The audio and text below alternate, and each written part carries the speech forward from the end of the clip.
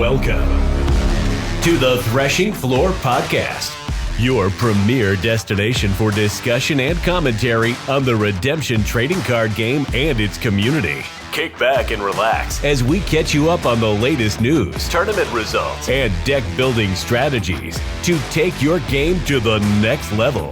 Now, here are your hosts, John Hendricks and Ager the Wise. All right, what's up, guys? There is no Ager the Wise here. There is no Ager the Wise, but we almost have Tyler the Married. Tyler the Married. Almost. We are sitting down with Tyler Stevens. You guys know him from, I don't know, all kinds of things, including keeping this set under such tight wraps that I don't know. We can all agree that the Elder team has had a lot of fun toying with our emotions here lately, but I think we can all blame Tyler for that since he's the lead set designer. So what do you got to say for yourself, Tyler? It doesn't matter. Y'all going to blame me either way.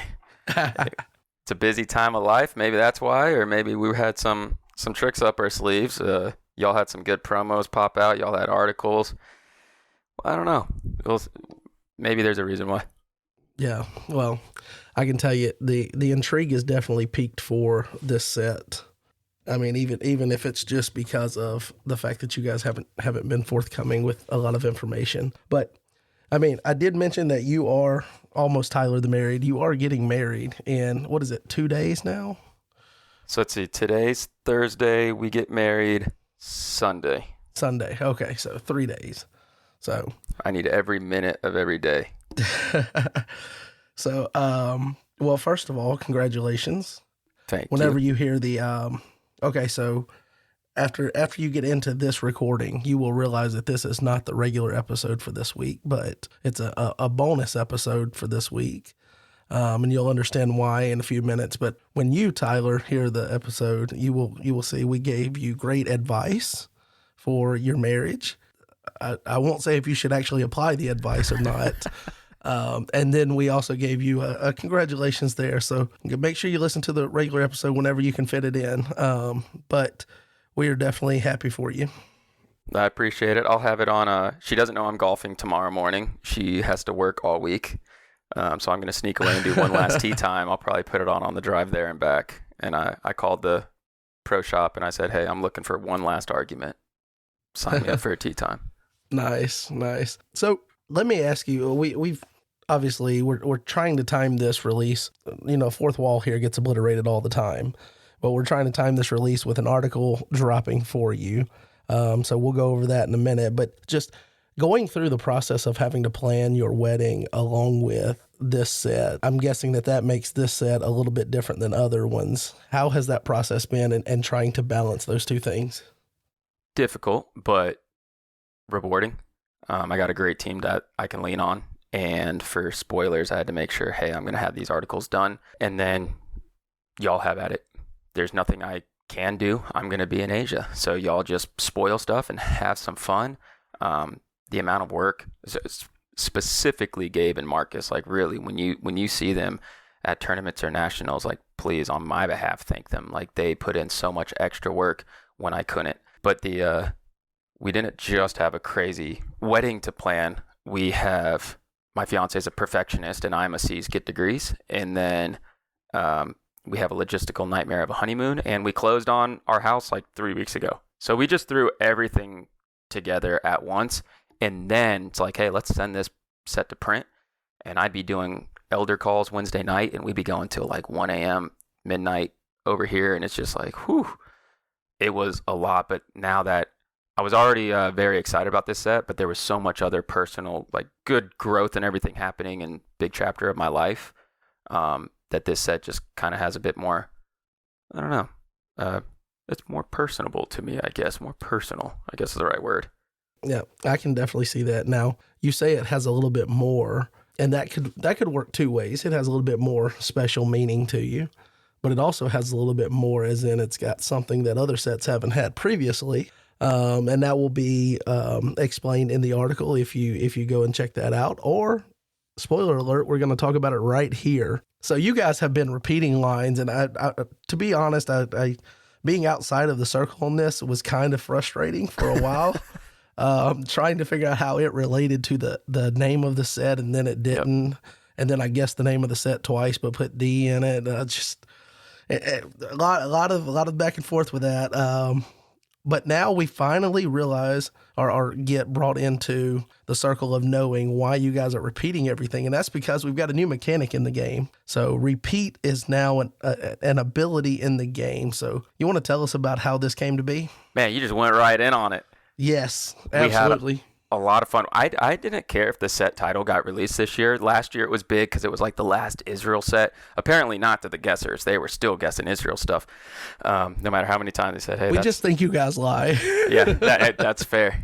I wonder what if you do a poll rating for the elders, what's our truth rating? But we started keeping it quiet, and you all just had fun guessing the title, and you all went to Alaska and then over to other places.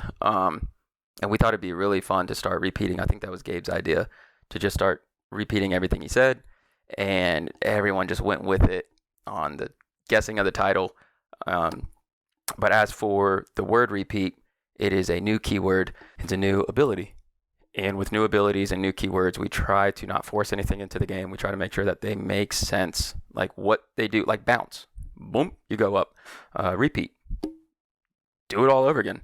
So as for the set times to come, I was trying to manipulate time. I talked about that in my last article. I was trying to either skip phases or redo phases, and there was some cool stuff, but ultimately it was too much. And I showed an article a while back about rules of the game I've learned, and Falsehood Teacher was on there, where he was, if you have an or in your ability and you haven't activated one of those, you get to do the other option. So if I could draw or band, now I can draw, and then I could go back, and then I can band. And it was really cool, but it was just complex. And as often, I won't give too much away of the article, but I was in prayer and just thinking about the set and everything. Probably should have been doing wedding planning and stuff, but trying to get the same intent. And so it turned into, well, you're just trying to repeat the ability. And I was like, oh my gosh, repeat. Could it be that simple? Yeah, that's it. You just repeat the ability. You just go right back to it. And then I pitched it where you get to repeat a time or up to a number of times or X times, and that ties in the set. So this is going to be the first time we had times in the ability, and it goes right with the set title. It was just so fitting. Everything worked perfectly, and the team was so pumped. We went back and forth. Do we just repeat one, repeat two? And it just ended up being, hey, this is cool with times, and it makes more sense. So we're going to be repeating an ability, and it's I say as simple as that, where you just go into, if I get to draw 2 cards, repeat up to X times. X is number of opponents' brigades. You get to draw 2 X times. We're doing a lot of it simpler as we introduce repeat. It's going to be repeat 1 time, 2 times, 3 times. We're not going too much higher than that. You're going to see mostly 1s and 2s, but we can have fun with it throughout. How much of that do you think is in the set? Could you give us that? Like, how is it? Like 10% of cards have this ability? Is it limited to? I put it on the Daniel theme. I just put it on the Daniel theme. It's not just on the Daniel theme. It's not just, but the whole point of Falsehood Teacher was one of the Daniel cards. So like Daniel, Shadrach, Meshach, Abednego. So many of them had choices to make. I mean, they knew if they did not bow to that idol, they're going into the fire. They knew the massive repercussions of their decisions. That's where the or came from. They had decisions to make, so you get to go back and remake the decision. And that's where I was trying to show manipulation of time. But instead, we're just going to repeat it. So when it comes to, I was like, you know what? What can bring the Daniel theme together? Because currently, like, it does a lot of good things in prior sets, but what do we give it to where it's something new that ties into their story? So I said, you know what? Daniel talks about so much of the Old Testament, what's going to happen, New Testament, Greeks and everything, so much like things to come. It'd just be really cool to put repeat on their abilities. So a lot of the Daniel theme is going to have repeat. There's still other cards, and I won't get too much into it. So there's going to be a future theme as well. That's one of their mechanics. Sweet. We always love hearing about future things. So anything future you want to throw out. Oh, I know. You know, me and Brian won't complain about that. Yep. They're gonna have some time alone with Chris. I gotta call him. Now, let me ask you, how much persuasion did it take to get Marcus on board, or was he one of the ones that was right into it? And then was it easy for him to develop, you know, within the framework of the existing reg and rules to implement the entry for that? So before I did repeat, I did a definition, and it made sense. But I wanted Marcus to run through it. And when I pitched it, the entire team was on board. There wasn't even like it was just, no, this is awesome, great. And Marcus just kind of had it. We kind of just knew how it worked too, which made it, that's what we're looking for. Yeah. It's kind of built into the word. Yes. So it's simple, and it lets us do a lot with a card. Where a card used to, like, we're trying to get down to like 2 abilities, even if you have a bunch of options. Well, now we can turn those 2 abilities into more based on something. So Marcus was all on board, took no persuasion. When I started writing the article, we had already been through playtesting. I had the definition of repeat, but I didn't have it Marcus-fied. And so when I was like, hey, I'm going to write this article, he was like, here you go, done. Obviously, people need to go and read the article so that they can get the backdrop of it. Yeah, let's go through POP. Okay, you're calling it POP. Okay. Well, talk us through the design of POP, which is prayer over power, and this is a spoiler that's in the article. So yeah, I won't give too much away, but the design over it. When you start looking at the card, Daniel repeatedly prayed. And so that's where one of the repeat comes in. Like every day he did this. If you look at, there's going to be another card in the article. Look at the scripture at the bottom. It repeats itself in the scripture. Really cool stuff. So with prayer over power, what do we get into the ability? Do I need to have it up? Do we just tell them what it does, or do they have to read the article? Hey, you're the lead set designer. You're the elder guy. So with prayer over power, we'll give them one. I have some good information in the article, but with prayer over power, negate an evil card and you may draw one. So that's 2 abilities. You get a negate and a draw. If used by a Daniel hero, repeat up to 2 times. Cannot be negated, and it's a 7-0. So you get to negate an evil card, draw one. And now if any Daniel hero uses this, you get to negate an evil card and draw one. You get to negate an evil card and draw one. You can negate 3 evil cards and draw 3 cards, and it's a 7-0 CBN. It's very strong. Nice. Yeah. If you get into a situation where they're tossing CBN stuff, it's still got the best numbers you can have on a good enhancement. Yep. And then if you think about it, because when I first read that, I was like, this is wild. It's getting to do this 3 times, but we already have interrupt the battle, draw 3, and play things. So draw 3 is, it's good, but it's not like earth-shattering, like this is the first time you've seen draw 3. And then negating 3 cards. Well, we got Amazing Faith running around here, CBN, negate all evil cards. Yep. So this is kind of, you're just getting to pick 3 individual ones. You get put in SI, you're like, I'm going to negate that, then I'm going to negate your shield, and then I'm going to negate your band and just keep you with 1 evil character in battle. Like this, the repeating aspect, even though it's a simple mechanic, I just get to redo the ability. Now I just have more options, and I can start targeting things, and I can repeat based on scenarios. It allows a simple ability to have layers of complexity, but fun scenarios. Yes, and great versatility, being able to, negate something that's not necessarily in battle. Mm. But also, the way that this card looks, when you guys go and look at the image that's provided in the article, it's a clean and straightforward card, and it still does all kinds of things, which I think is the perfect balance that you guys are looking for. Mm-hmm. And it just, I'm impressed by the simplicity of it, but also the baked-in versatility. Yep. And look at the scriptures, and on this one, why? Because at first it was just a repeat one. We didn't know exactly how many, and I think Gabe was like, no, Gabe talked about the repeat. He was like, is this too little at first? It was just a repeat 1. And then I said, why would we not do repeat 2 times? Because when you look at the scripture, and he continued kneeling on his knees 3 times a day, praying and offering praise before his God, just as he had been doing previously. So you get to do the ability once, and then you get to repeat up to twice. So you get to do it 3 times, which ties to the scriptures, which we always try to do. Yeah, which is kind of awesome. being able to bring in the times element, the way you mentioned, the way you worded the ability, and then tie it back to the scripture verse. Super cool. How much fun was it when you guys go through the process? Hey, you get this idea, you pitch it to the team. Marcus comes up with the entry. It's all hands on deck. Yes, approved. Move forward. Now you're designing cards with this new thing in your back pocket. How much did that open up designing cards, and how fun was that? It was a blast. It also, from like my journey of learning, with like abilities and where we're going with them and how much fits on a card, knowing that I'm not trying to do too much on a card, but now we're able to, hey, we can eliminate this entire sentence and just say repeat once. Like, imagine if we had this ability other times, but then that probably wouldn't have helped me designing cards. Like, this is almost a lazy way out sometimes. Hey, we can just take off that whole sentence. You may repeat this ability. Like, all that just goes. Being able to have repeat, the team being excited about it, designing cards, and then going back. I didn't have repeat in version 0. Repeat came in at the end of version 1, I think, and going into 2, we had turnover on Persians. And we readjusted that, and I brought in repeat instead, because at first we had repeat and turnover. And it was like, we're trying to bring in 2, like, and turnover wasn't fully defined. I talk about that in my article. Turnover needs a new turn.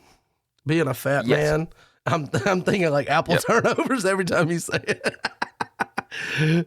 Like, it needs a cool keyword that absolutely tells you exactly what it does, like repeat. I don't know what that is, but yep, that also means your turn's over. Like, my turn's over. So it was like, let's table that for now. Repeat's perfect.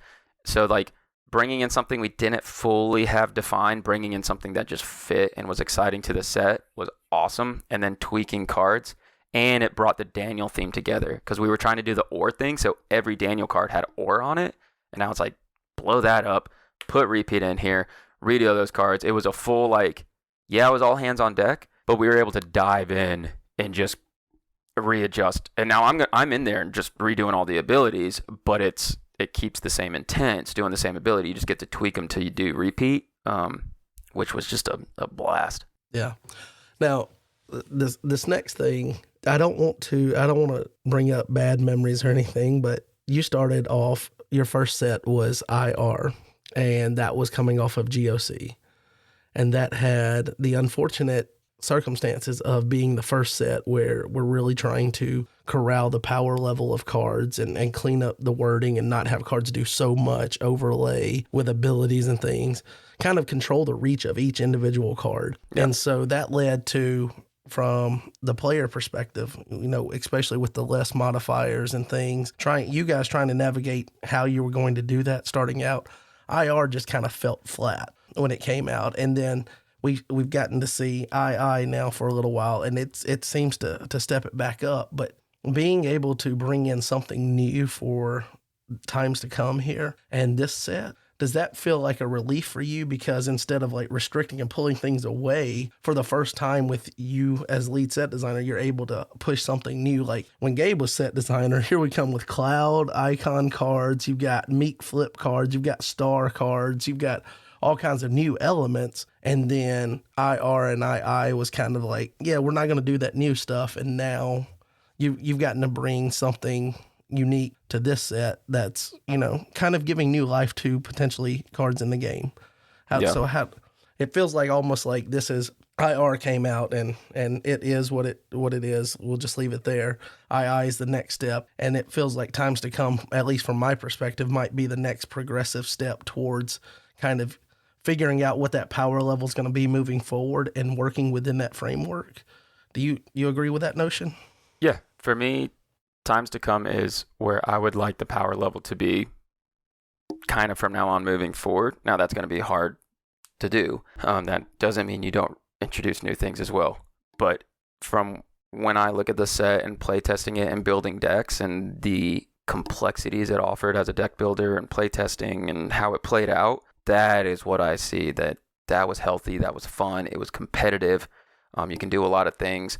It matches up with the meta. It disrupts the meta. It changes the meta. Like, you're going to have all new decks into those top 10. I think that's where it should be moving forward. Like, a set should kind of mess up the previous set in the meta with IR, it was tough. And then, yeah, we also had to learn what's healthy.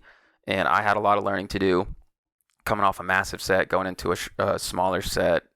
It was tough. And then with bringing in repeat, I pitched counters before. That was going to be like wilderness thing because they had to gather resources in the wilderness. So I pitched counters. Felt like it was kind of a little messy board state. So we wanted to kind of table that too.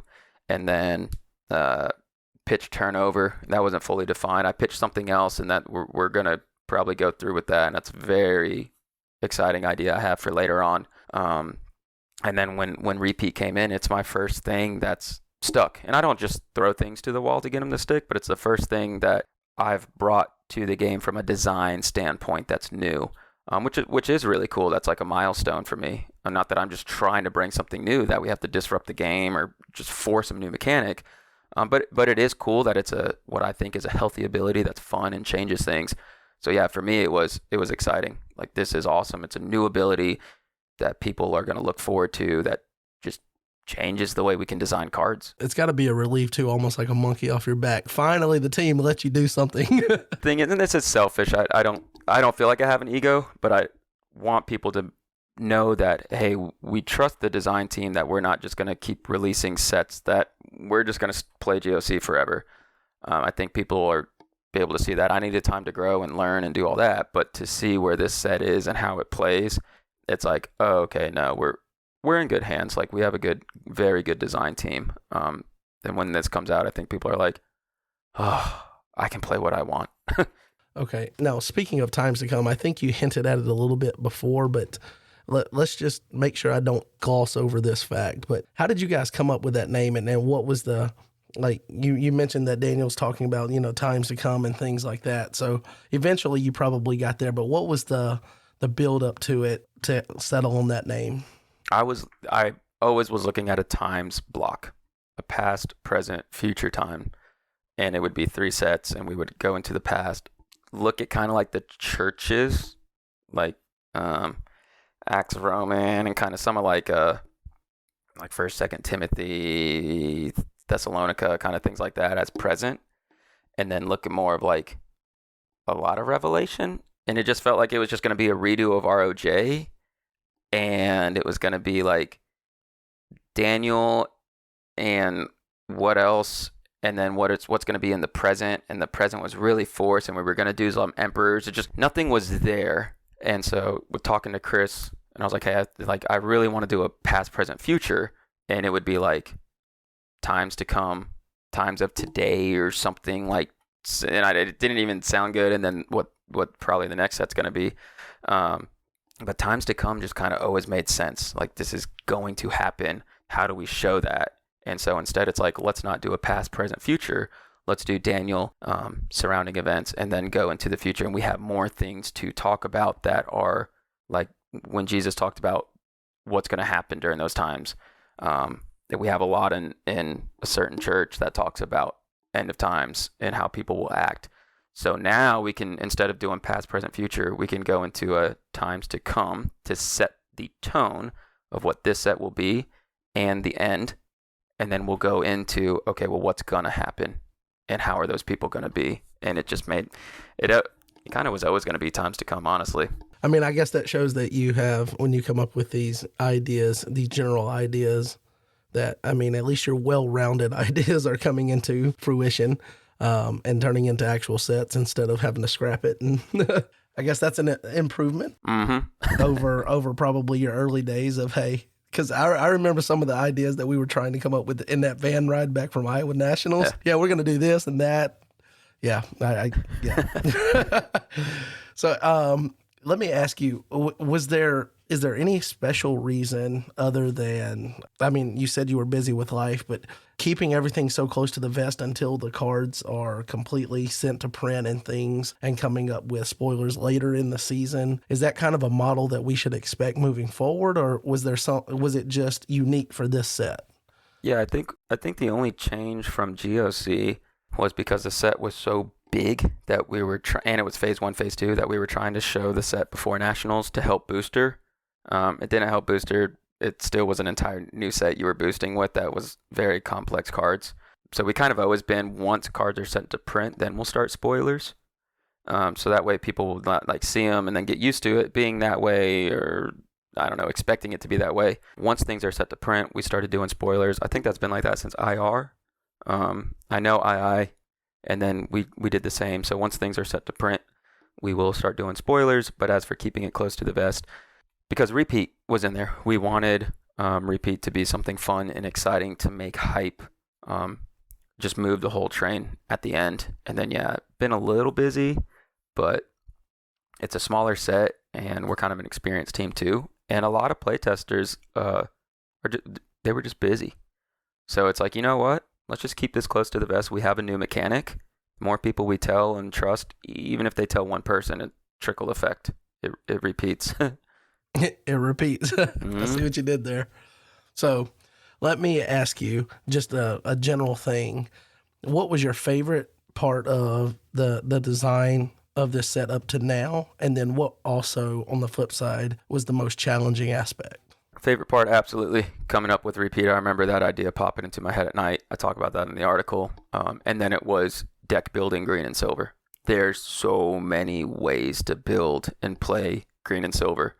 It can, for me as a deck builder by heart, that was so much fun actually play testing it. The most challenging part was building green and silver.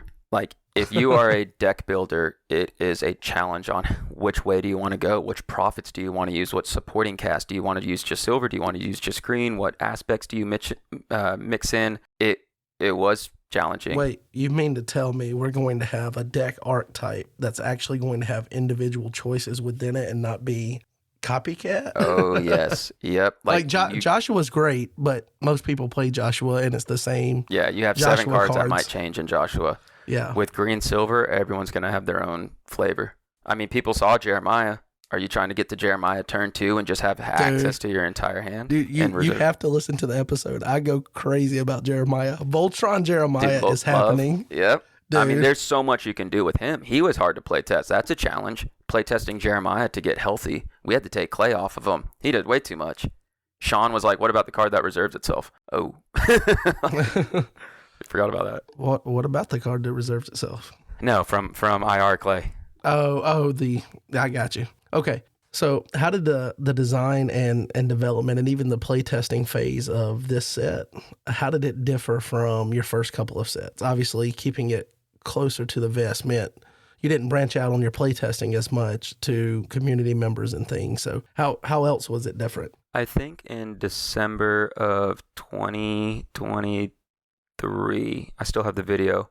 I did a video of the entire time. I never released it. I did a video of in the old template of almost the entire set of what I had at the time and just talked through it. So I've had these cards, and what I did was from IR and II, I literally worked on a blank canvas.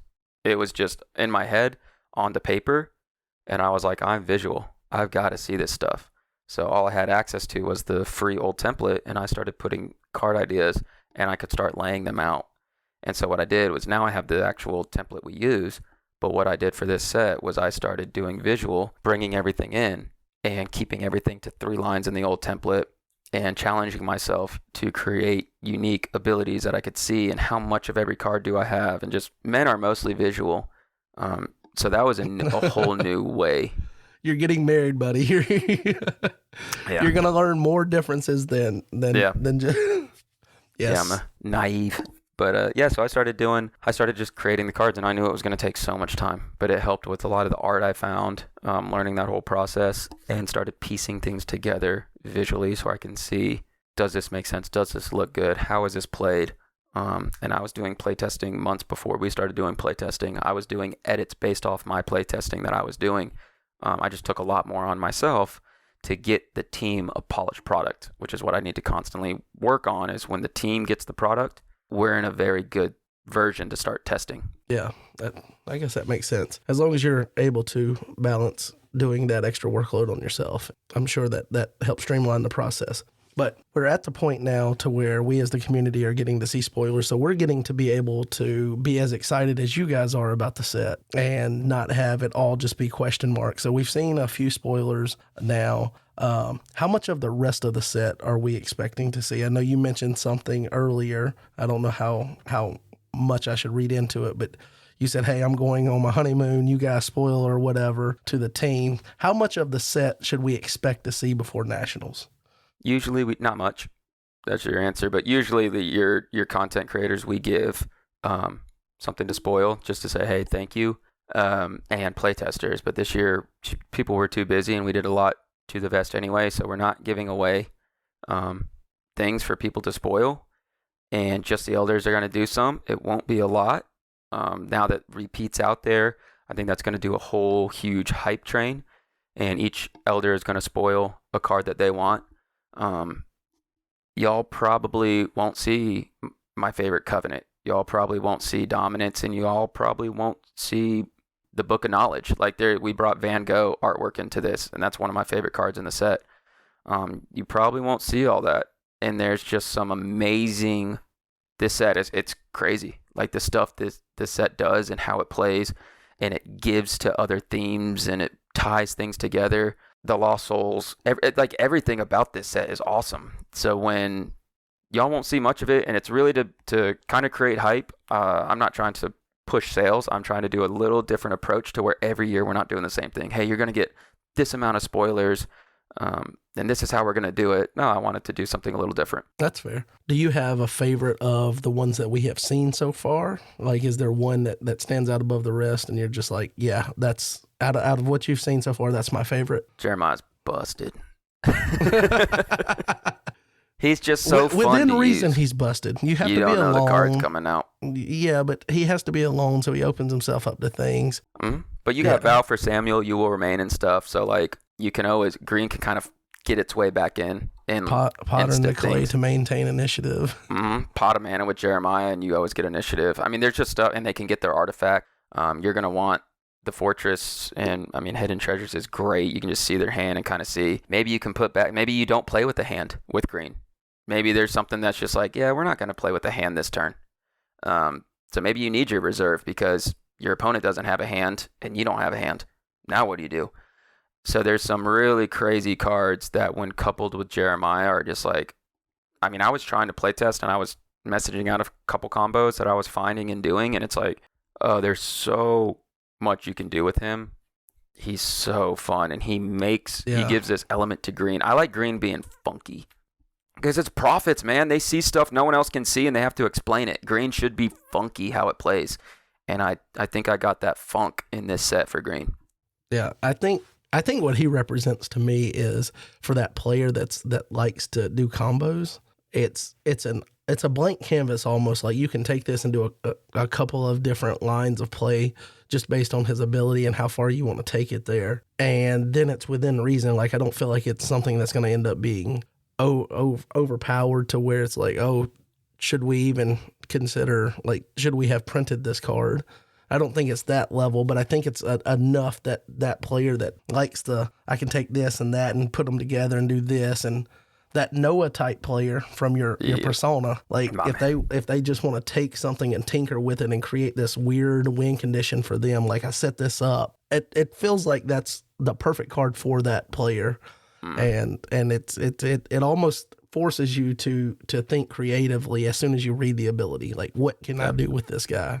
Yep. And that's without seeing the set. Yep. So now we have come to the end of my question, but I do have one more I want to add. Well, maybe two more. On a, how would you rate this let me ask you, rate 0 to 10 IR, II, and then give me times to come.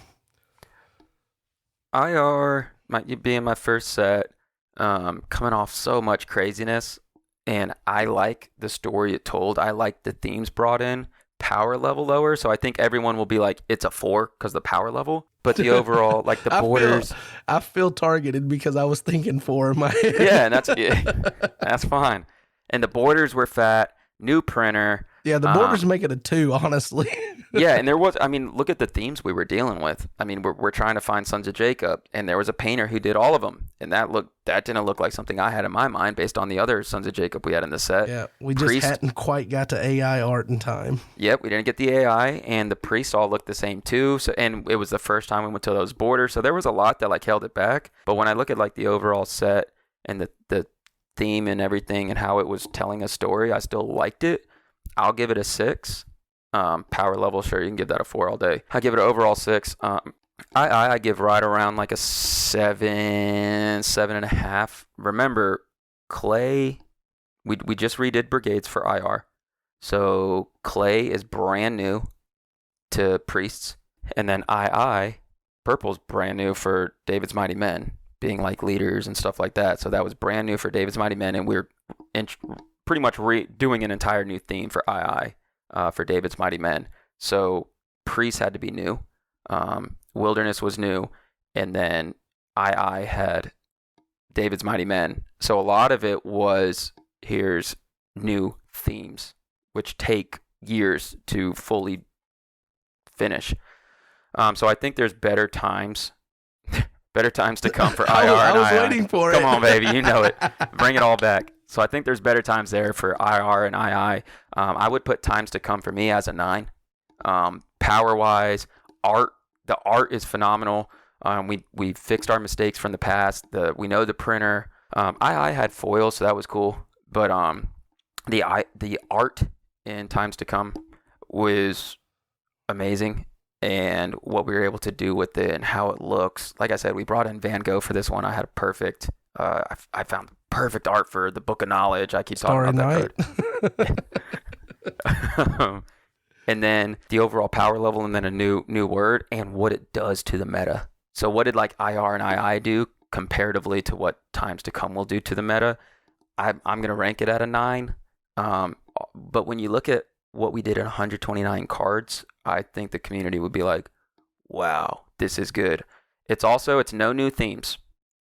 So there's no new identifiers, there's no new themes. So it was working with what we had, and I brought in a new keyword. So it's exciting, but I can round out themes, which I talked in one of my articles about rounding out themes. So we're not doing anything new in that aspect. So I'm able to actually have I had to remake a theme. IR, I had to remake a theme from scratch. Both of them. I was sitting here trying to think, and maybe you saw me struggling. Mm-hmm. I was trying to think since I've been in the game. I think every set has had the burden of fully fleshing out a new identifier or sub theme, and obviously it's more stressful to try to balance doing that with a smaller set, because it takes up more of the percentage of the overall set. Support cards, like, do you have a Lost Soul for this? Do you have a Covenant for this? Do you have an Artifact? Do you have a Fortress? And all of a sudden you're taking so much, like 129, there's not a lot. So you're putting a third into a theme that you're trying to make. This didn't have, it was beautiful not needing that, and we can just round out what we had, and it makes some defenses crazy. And then it just adds in a whole new element for green, silver, white, and brings in repeat. And you'll see a little repeat will be on every single brigade in the set. I gave repeat to everything, but white has the bulk of them. Everything else has like 1, maybe 2. Okay, so we're at the end of the questions. I even added the extra bonus question there. So the final one that I'm going to end with, because if I don't ask, then Brian Jones is going to attack me personally. Is there anything spoiler-wise that you would like to share that has not previously been spoiled? Which you do Brian justice. Just come out and say it. What do you want? You want a card? What is it? Sure. I don't know. The evil themes. I don't know if I'm going to be able to get to an article sneak peek behind the curtain on the evil that's themes. Fair. We'll take general information. So I don't know. They've been guessed. I mean, it's definitely brown for Persians. You've got blacks for Greeks, and then I'm assuming that you have beast and things, so you have orange. Is that the 3? Mostly accurate. We have 4. Oh, okay. And we're rounding out everything. Plenty of really good demons. One of our playtesters. I forgot Crimson. Duh, Babylonians. Yeah. So I showed a black card. I showed a brown card. Yeah, we're gonna do Babylonians. We're gonna do Greeks. We're gonna do Crimsons, and Babylonians, Greeks, and Persians, and they all play completely different. And Babylonians are for more of the Noah player. There's a little bit more thinking with them and how they play, and you want a couple pieces and make the opponent think. Sounds like they're a bigger defense too. Yeah, want you can play them. more defensive slots. Greeks are fun. You can do a lot with Greeks, and you can play them a lot of different ways. They'll punch you in the face. They will destroy Joshua. They will destroy certain GOC themes. And Persians play completely differently, where it takes away some things that people rely on. And it's like, oh, you've been doing too much drawing this turn. I'm just gonna snag an enhancement from my deck. I'm just gonna play it. So like, there's so much stuff that they directly go against the meta and just force people to play other things. And the set itself, where I'm trying to challenge myself, the defense combats the offense. But some offenses crush the other defenses. So like Daniel gets its butt kicked by one of the defenses, but it kind of obliterates another. And vice versa. Like green and silver get rock, whooped by paper, one. scissors within the actual set. Mm-hmm. So I didn't give too much. Hey, it's information. We'll take information any day. And I guess this may be the last time, I guess, as far as like Redemption Media, the last chance that you have to say anything to the people out there before you are a married man. And you mentioned before kind of adjusting to different things, going to a joint bank account so you can't spend money wildly on things. Your decision making, again, refer to the advice on the main episode that we're releasing. Probably on the plane ride. But I just want to give you an opportunity if you want to say anything to the people before you're away on your hiatus. Yeah, I'm excited for it. Like it's been a long time coming. I mean, it's just been a busy time of life, but it's rewarding. Like so much of this has been rewarding. Like we were able to close on the house together. We're able to plan the honeymoon. We're able to get the wedding. There's so much. God's been so great with us. Even our premarital counseling. If you're engaged, or if you're like, hey, I want to get married one day, do premarital counseling. That was so awesome. Just like ask each other the tough question. We've always been like that, great with communication, just being open and honest and just talking about the future. How do we handle these things instead of shying away from conversations? But yeah, just knowing that we're on the same team. And we're just excited for our big day and the craziness that's going to be our honeymoon, where we explore all of Asia. Where you check into multiple countries. Dude, have fun with that. Yeah, we're going into Seoul. Multiple country thing. Yeah. We found out 3 weeks ago that China said you need a visa, and we had to expedite the process. And as soon as I found that out, I said, make the tariffs back to 125, baby. Just tax them. They crushed us on the expediting our visas. We don't even have our passports back yet. We'll get them hopefully tomorrow. That's scary. Fingers crossed. You're cutting it close.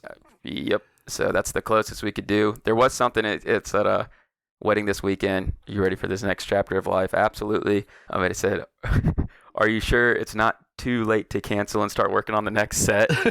Bold of you to assume I don't have a lot of the next set done already. Yeah, I know. You're probably like 3 years into it. You're always talking about.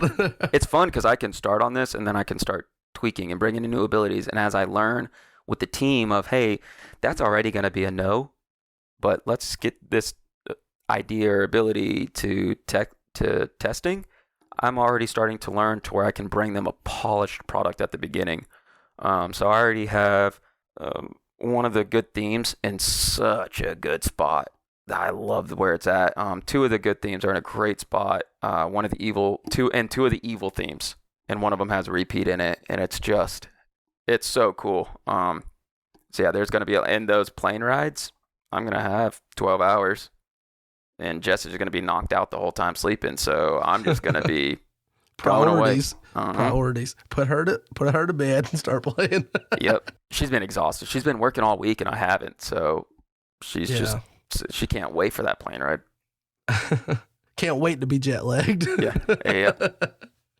Well, I definitely want to thank you for coming on and sharing a little bit about the set and, reviewing the article and things. And hopefully we can get this timed up and released at around the same time as the article. So you guys, Redemption people out there. So Fourth Wall, we already told you we're recording this the day of this article coming out. This is Thursday, mid-morning here. So we're going to have Jaden's video that always comes out on Thursday. My episode, because of baseball, was delayed. So it's going to be coming out today. We're going to have this other bonus episode come out, and you're getting the article, and you got one more day, or maybe it's 2 more days to submit your stuff for Tim's contest. Like, there's a lot going on, so we're going to have a very eventful day and maybe next couple of days as It's people kind of digest this. Yes, repeat it, baby. That.